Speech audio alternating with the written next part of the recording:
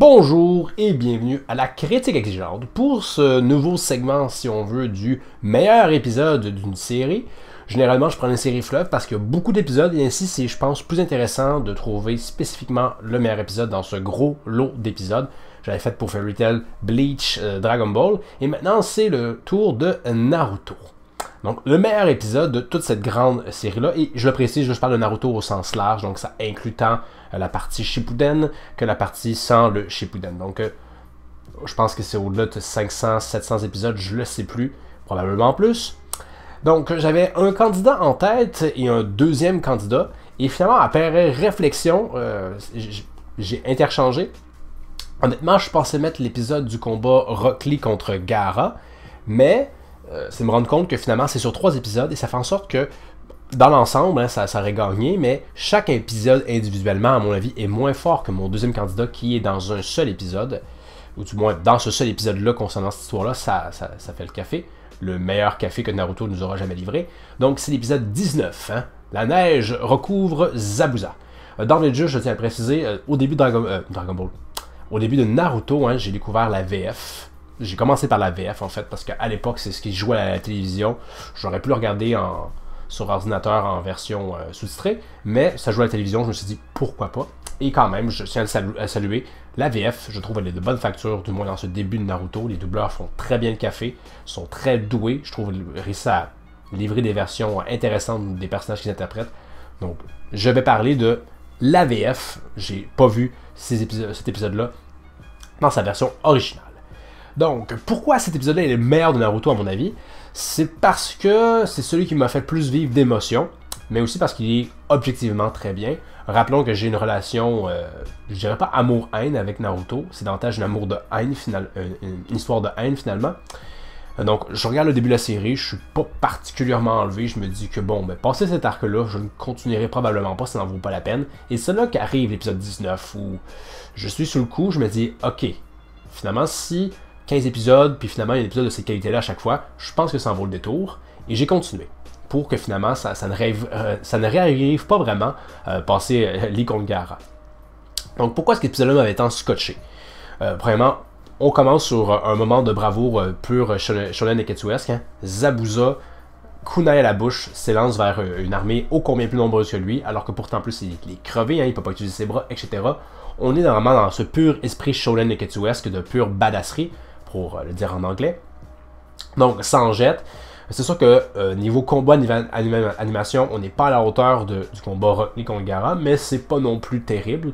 Une espèce de plan séquence, si on peut oser appeler ça, de Zabuza qui se lance vers l'armée et qui en égorge certains, esquive, fait des flips. C'est quand même sans jette.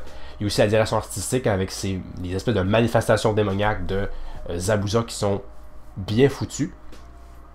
Et aussi la réalisation, quand même, le cadrage avec Aku Zabuza, le fait que quand Naruto fait son discours, on a juste accès au dos de Zabuza pour qu'éventuellement on découvre le devant et qu'on se rende compte que il est en larmes.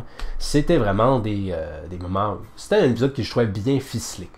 C'est juste qu'au niveau du montage, hein, je tiens juste à préciser, il y a le passage malheureusement avec Sasuke qui je trouve nuit la donne et que la conclusion de l'épisode n'est pas follassonne, mais quand même, quand on est concentré sur l'intérêt de la chose, c'est-à-dire Zabuza et Aku, c'est vraiment bien foutu. Et justement, on passe à cet aspect-là.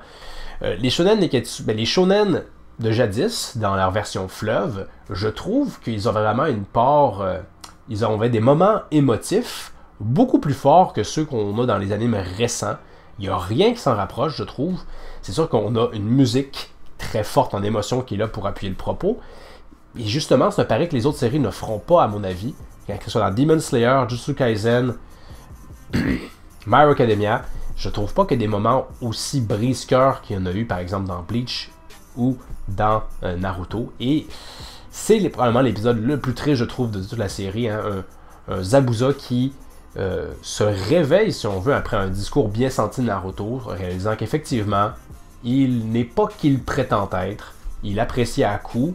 Et qui c'est trop tard maintenant pour lui dire, hein, parce qu'il est décédé, mais qui, dans un dernier acte de vengeance et de rédemption, si on veut, il va gagner son pardon. Et ensuite, hein, toute sa réflexion par rapport à est-ce qu'il sait qu'Aku est probablement au paradis et qu'il aimerait pouvoir le rejoindre. Il sait qu'il ne le mérite pas, mais c'est son souhait. J'en parle et je frissonne. Je trouve vraiment que il y a des moments aussi très tristes plus tard dans Naruto, mais on a, à mon avis, là, des summums là-dedans. Et en plus, concernant un méchant, je trouve que c'était incroyable. Il y a aussi une relation vraiment très belle, je trouve, dans cet épisode-là, qui était déjà un peu présente, mais encore plus maintenant, entre Kakashi et Zabuza. On le sent, ce respect mutuel, en dépit qu'ils étaient pas si longtemps des ennemis. Ça démontre leur grandeur, je trouve, en tant que ninja. Ils comprennent pourquoi ils étaient ennemis. C'était pas en lien avec leurs convictions personnelles, mais davantage à cause de l'objet du contrat. Il y a quelque chose de fondamentalement beau là-dedans. Et ils vont faire écho à ça dans Shippuden, et on se le rappellera dans l'anime, ils vont massacrer la reprise de cette affaire-là. C'est vraiment navrant. Mais c'est pas pour rien que Kakashi en parle plus tard. On le ressentait à ce moment-là, qu'effectivement, il avait rencontré des shinobi pour qui il éprouvait le plus grand respect. Donc vraiment, l'émotivité, elle est au tapis. Je trouve vraiment que c'est un très beau moment. Et c'est pas pour rien que Zabuza, c'est un de mes personnages préférés dans la série. Je trouve que on a réussi à en faire une fin grandiose, l'une des plus grandioses qu'on ait jamais eues. Et c'est très bien quand même ficelé dans l'épisode, ça s'étire pas trop, même si, comme je vous dis, il y a quand même des éléments que j'aurais peut-être viré de là, ou fait quelque chose pour s'en sortir. Donc c'est pour ça, je trouve. On a une quintessence de Naruto au niveau de son émotivité. On a quand même des scènes badass. On a un esprit ninja, on a l'esprit Nekatsu qui est présent dans cet épisode-là, beaucoup plus que dans tous les autres. Il y aura d'autres bons moments, là. On s'entend dans les Naruto, même Shippuden, mais qui fait en sorte que l'épisode est vraiment à ce point-là de la bombe. J'ai pas trop cette impression-là. L'enjeu souvent, c'est qu'on va peut-être étirer justement la sauce, comme justement Rock Lee contre Gaara, où, encore une fois, les 3 épisodes qui font le combat sont tous, je pense que c'est tous quand même des très bons épisodes, mais on aurait peut-être eu quelque chose d'un peu plus mordant, un peu plus fort si on avait davantage condensé ça. Mais c'est pas le cas. On a quand même un produit de bonne qualité, là, mais globalement, ça fait en sorte qu'au début, on n'était pas encore trop dans étirer la sauce, fait qu'on a quelque chose de bien concentré qui est bien senti. Donc, le moment le plus émouvant, je trouve, dans Naruto, un épisode de réveil qui révèle le plein potentiel que la série aurait pu avoir et finalement n'aura pas, à mon avis. Donc, c'est pour ça que c'est mon épisode préféré. Encore une fois, je l'aurais dit, suivi de, si j'avais hésité entre les épisodes de Rock Lee, je pense que j'irais avec le 49, donc quand à la fin, il va ouvrir les 4e portes. Il y a là un moment aussi de pure badasserie follassonne. Encore une fois, dans la VF, ça en jetait vraiment beaucoup, mais je préfère quand même l'épisode 19 à ce sujet-là. Donc, qu'est-ce que vous pensez de mon choix? Et vous, si vous devez me proposer le meilleur épisode de Naruto, ben, faites-le dans le commentaire. Encore une fois, s'il vous plaît, d'être précis, ça serait intéressant. Juste me dire, le combat contre Pain, ça s'étire sur probablement plusieurs épisodes. C'est pour ça que je pouvais pas trop le compter. Hein? Donc, voilà.